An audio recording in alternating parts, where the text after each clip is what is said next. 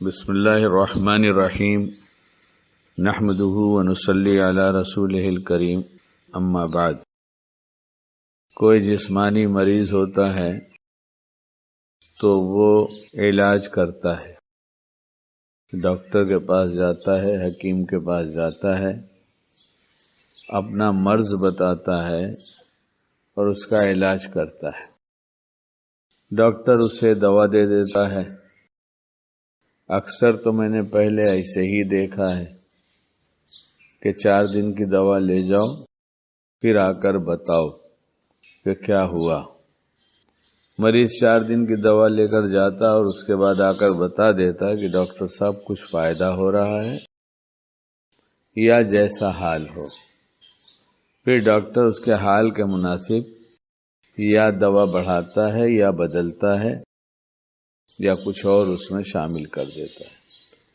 ایسے ہی پھر بلا لیتا ہے اس کو، اور پھر مریض آتا اور اپنا حال بتاتا ہے۔ 2-4 دفعہ ہونے کے بعد، کوئی 2 دفعہ میں، کوئی 3 دفعہ میں، کوئی 4 دفعہ میں صحت مند ہونے لگتا ہے، صحت مند ہو جاتا ہے تو ڈاکٹر اس کی دوا بند کر دیتا ہے کہ اب تم کو ضرورت نہیں۔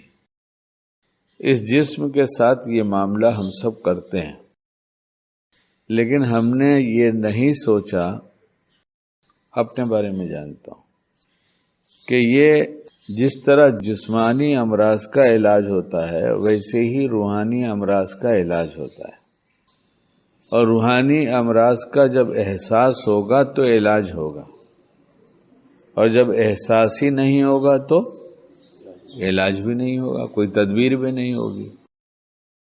اپنا حال جانتا ہوں، اس لیے بار بار کہتا ہوں، نیت بھی درست کرتا ہوں، اللہ مجھے کہنے سے زیادہ بعمل بنائے کہ ہم مریض ہونے کے باوجود بھی اپنے کو مریض نہیں سمجھتے، اس لیے کہ ہمارے پاس چند اعمال ہیں۔ پہلے تو حلیہ ہے مسلمانوں کا، پھر نماز ہے، روزہ ہے، زکوٰۃ ہے، حج ہے، عمرہ ہے، اس کے ساتھ ساتھ نفلی اعمال کا بڑا اہتمام ہے۔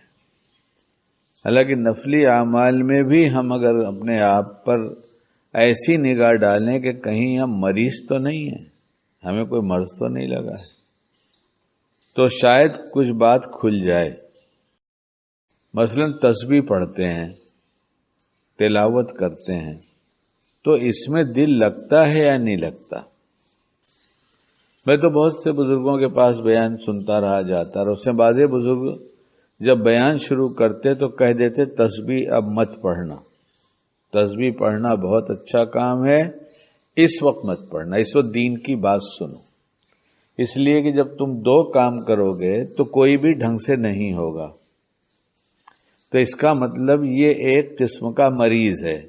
کیا ہے یہ؟ ایسا مریض ہے جو اپنے کو تندرست سمجھ رہا ہے۔ یہ مریض کیسا ہے؟ یہ اپنے کو تندرست سمجھ رہا ہے، کبھی یہ نہیں سوچتا کہ میں کوئی حرکت ایسی کر رہا ہوں۔ یہ سارے ذکر اذکار اور نوافل جتنی جو کچھ ہے، یہ سب غفلت دور کرنے کے لیے ہے۔ اور جب غفلت ہی طاری ہو اور یہ بھی نہ پتہ چلے کہ ہمیں کون سا کام کیسے کرنا ہے، تو یہ ایک قسم کی بیماری ہے۔ یہ کہنے کو چھوٹی سی بیماری ہے، لیکن چھوٹی سی بیماری بہت بڑی بیماری بن جاتی ہے، اس لیے کہ جب اس کی غفلت کی عادت ہوتی ہے تو پھر اس کی غفلت ہی بڑھتی جاتی ہے۔ یہ ذکر ایک طرح کی خوراک ہے۔ جیسے آدمی کھانا کھاتا ہے اور مضبوط ہوتا ہے، اس کا جسم تندرست ہوتا ہے، تو اچھا اچھے کام میں لگ جاتا ہے، برا برے کام میں لگ جاتا ہے، اس کا کام بڑھ جاتا ہے۔ کتابیں کھنگالیے، بزرگوں کی باتیں پڑھیے، تھوڑا سا وقت نکالیے، 5 منٹ کی کلپ میں سب نہیں آئے گا، رہ گیا اعتراض، تو جس کو سمجھ میں نہ آئے میری بات نہ سنا کرے۔ یہ غذا ہے روحانی، اس لیے یہ قوت پہنچاتی ہے۔ اگر غفلت کے ساتھ ذکر ہو رہا ہے تو غفلت بڑھے گی۔ اللہ کا نام لینا یقیناً نافع ہے، یقیناً نافع ہے، لیکن جب ہمارا دل غافل ہوگا، اچھا نماز سے اچھا کوئی ذکر ہے؟ ذکر کی کوئی شکل ایسی جو نماز سے اچھی ہے؟ اس سے اچھے تو کوئی شکل نہیں ہے۔ عبادت کی، اللہ کی یاد کی، احسان والی کیفیت بڑھانے کی سب سے اچھی چیز نماز ہے۔ اگر نماز غفلت سے پڑھی جائے، کیونکہ اشکال ہوتا ہے، ایسا کیسا تسبیح پڑھ رہا ہوں تو فائدہ نہیں ہوگا، تو بھائی ہماری بات مت مانو، مت مانو۔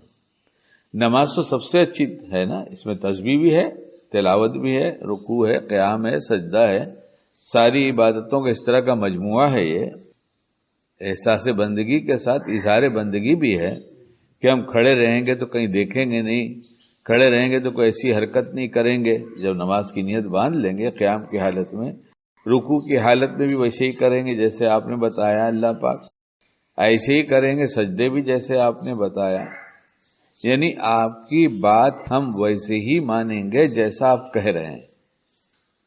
اور اس کے ساتھ شرائط بھی ہیں، پاک ہونا شرط ہے، اور اس کے ساتھ اور شرائط ہے۔ یہ ساری شرائط کو پورا کر دیا، باوضو ہوئے، سب شرائط پوری کیا، باوضو ہوئے، ساری شرائط پوری کی، اللہ کے گھر میں آئے، اللہ کے گھر میں آئے اور اللہ سے کہا اللہم افتح لی ابواب رحمتک۔ کیا مطلب ہوا اس کا؟ اے اللہ پاک میرے لیے رحمت کے دروازے کھول دیجئے۔ کہاں پڑھنا ہے یہ؟ جہاں مسجد میں داخل ہو رہے ہیں، تو رحمت کا دروازہ کھول دیجئے کیا مطلب ہے؟ اس کا کیا مطلب؟ ہم تو اللہ کے گھر میں آ ہی رہے ہیں اور دروازہ بھی کھلا ہی ہوا ہے، اندر داخل ہو گئے دعا پڑھ کے۔ بہت سی باتیں ہو سکتی ہیں، ایک بات یہ نہ آنے والوں کے لیے ہے کہ گویا ان کے لیے دروازہ بند کر دیا گیا، جو نہیں آ رہے ہیں مسجد میں نماز کے لیے بغیر کسی شرعی عذر کے، یعنی صبح میں فیصلہ ہو گیا کہ تمہارے لیے رحمت کا دروازہ نہیں کھلا، اور جو آ گیا جس کے لیے کھولا گیا اس نے یہاں دعا تو مانگا لیکن رحمتوں کے سمیٹنے کا کتنا اہتمام کیا، کیونکہ اب جا کر اندر نماز ہی پڑھنا ہے نا، نماز کے وقت ہی جاتا ہے آدمی عام طور سے، جب بھی مسجد میں داخل ہو تو دعا تو پڑھنا ہے، لیکن نماز کے وقت میں تو خاص آدمی آتے۔ آج کس کو فرصت ہے؟ نماز مسجد میں دل ہی کہاں لگتا ہے؟ سلام پھیر کر وہ تسبیح سبحان اللہ، الحمدللہ، اللہ اکبر، یہ تینوں تسبیح جو ہے یہ 33 اور 34 نمبر پڑھنے کا موقع نہیں ہے، ہم تو بھاگتے ہیں سلام پھیر کر، ہمارا جی مسجد میں لگتا کدھر ہے؟ یعنی جہاں رحمت مانگ کر گئے تھے وہاں بیٹھنے کا جی نہیں چلتا، تو یہ رحمت متوجہ ہوئی یا ہم ہٹا رہے ہیں کہ نہیں ہم جا رہے ہیں، ہم جا رہے ہیں، بس ہو گیا، اب ہم کو زیادہ کچھ چاہیے نہیں؟ کیا ہو رہا ہے؟ مسجد میں جی نہیں لگ رہا ہے۔ خیر، یہ مضمون تو مسجد میں آنے جانے والا نہیں تھا، لیکن رحمت مانگا، رحمت کے دروازے کھول دیجیے، اور آ کر یہاں نماز پڑھا، تو نماز کے بارے میں کیا لکھا ہے؟ کتنا نمبر ملتا ہے؟ کتنی نیکیاں ملتی ہیں؟ لکھا ہے نا؟ کسی کو پورا اجر ملتا ہے، کسی کو آدھا ملتا ہے، کسی کو اس سے کم ملتا ہے، اور جس کو نہیں ملتا اس کا کیا حشر ہوتا ہے؟ اس کے بارے میں کیا ہے کتاب میں؟ پرانے کپڑے کے جیسا لپیٹ کر اس کے منہ پر مار دی جاتی ہے۔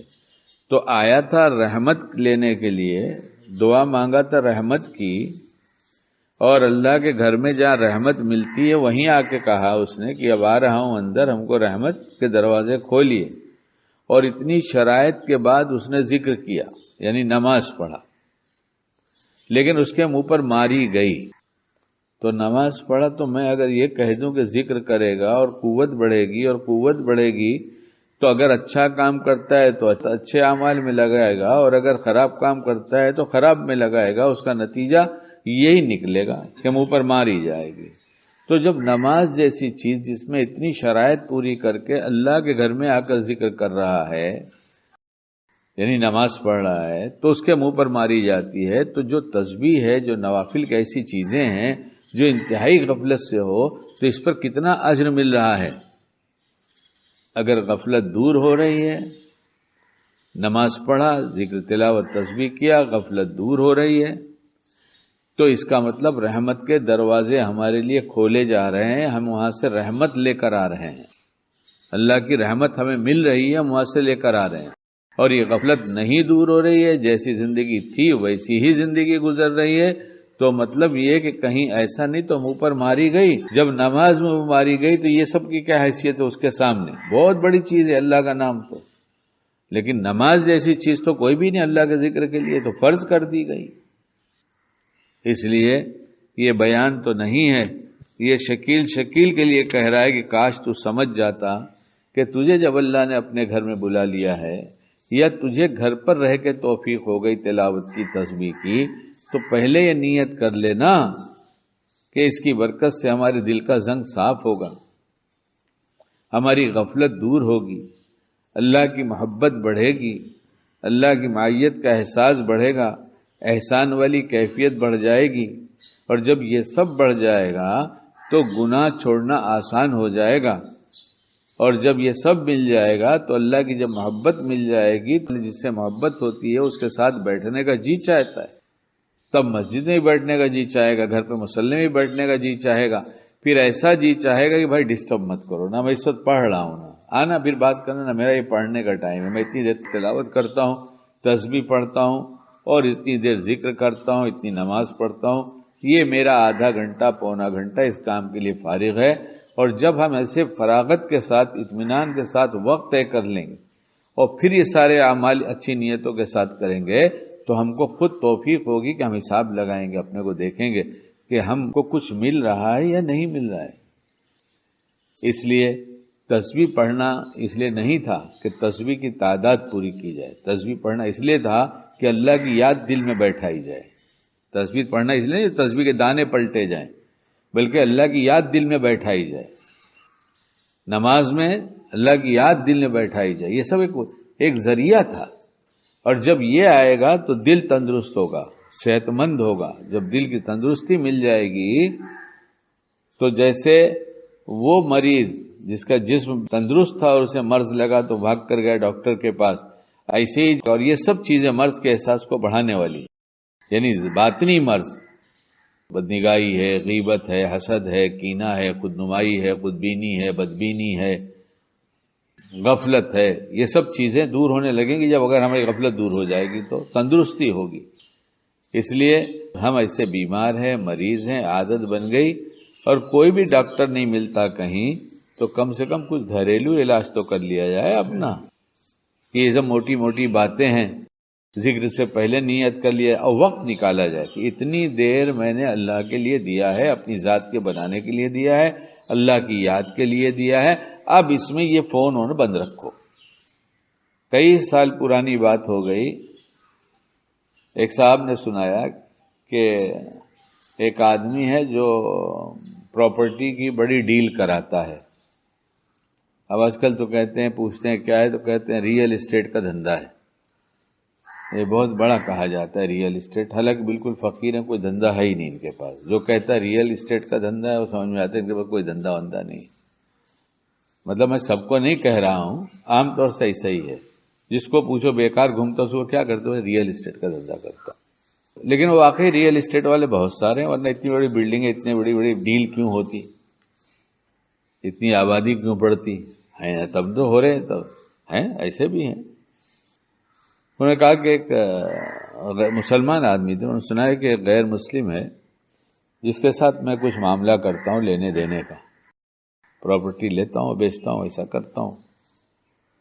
تو ایک دن میں نے اس سے کہا یار میں تمہیں 8 بجے سے فون لگانا شروع کیا صبح میں، اور آدھا گھنٹہ تک ٹرائی کیا، پھر تھک کے رکھ دیا۔ میں نے کہا چھوڑو، ابھی آفس پہ ہی جاؤں گا 10 ساڑھے 10 بجے، جب تمہارا آنے کا ٹائم ہے وہیں ملوں گا، وہیں بات کروں گا۔ کچھ ارجنٹ بات تھی، سوچتا تھا کہہ دوں۔ تو اس نے کہا کہ میرا اس وقت پوجا کا وقت ہوتا ہے۔ کیا ہوتا ہے؟ میں اس وقت پوجا کرتا ہوں، میں میرے مالک کو یاد کرتا ہوں۔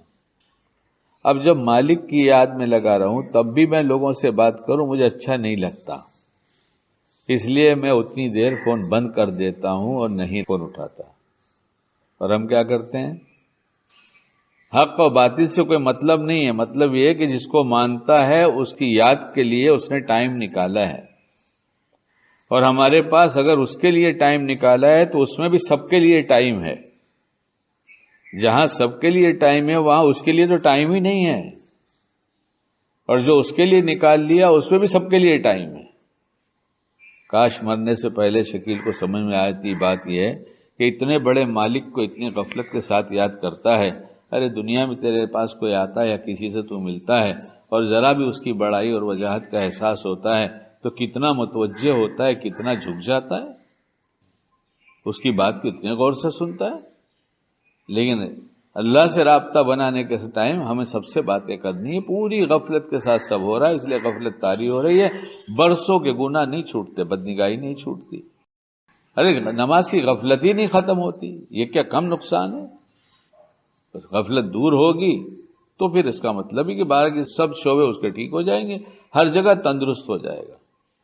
لیکن نہ 4 دن کی دوا لیتا ہے، نہ 8 دن کی دوا لیتا ہے، نہ ڈاکٹر سے پوچھتا ہے، نہ اپنے کو مریض سمجھتا ہے، تو جس بیماری میں جیتا ہے اسی بیماری میں جیتا ہے، اسی بیماری میں مر جائے گا۔ بہت نیت درست کرتا رہا، اپنے بارے میں کہنا تھا اس لیے کہہ دیا۔ اور اللہم ارزقنی طیبا واستعملنی صالحا، ایک عمل چھوٹا سا یہ جس کو میں نے بہت دفعہ کہا ہے، اس دعا کو بہت دفعہ کہا، لیکن ہمارے ایک مولانا صاحب ہیں جنہوں نے بتایا کہ اس دعا کا اہتمام آپ کے کہنے کی وجہ سے مجھے توفیق ہو گئی ہے، اللہ کی ایسی شامل حال ہو گئی کہ اب میں اس دعا کو بھولتا نہیں، اور بھولوں نہیں اس کے لیے میں نے ایک عمل شروع کر دیا ہے۔ میں نے پوچھا کیا کرتے ہیں، انہوں نے کہا اذان کے بعد دعا پڑھی جاتی ہے، اور اس دعا کے بعد ایک اور دعا، مشہور دعا کے علاوہ ایک اور دعا ہے جو پڑھی جاتی ہے، جس سے قبولیت کا وعدہ ہے، اس کے بعد جو مانگو ملے گا۔ تو انہوں نے کہا میں ہر نماز کے بعد اس دعا کو پڑھ کر اللہم ارزقنی طیبا واستعملنی صالحا یہ بھی جوڑ دیا ہے، تو 5 دفعہ تو میں مانگ ہی لیتا ہوں، اور چونکہ احساس رہتا ہے کہ اس وقت قبول ہوگی اس لیے دل بھی حاضر رہتا ہے۔ اللہ تعالی ہمیں بھی کہنے سے زیادہ سننے سے زیادہ عمل کی توفیق عطا فرما دے۔ یہ رزق حلال جو ہے یہ غفلت خود دور کرتا ہے، رزق حلال سے غفلت دور ہوتی ہے، عمل صالح کی توفیق ہوتی ہے، عمل صالح میں بھی جو غفلت آتی ہے وہ بھی دور ہوتی ہے، اس لیے کہ اس کا اثر یہی ہے۔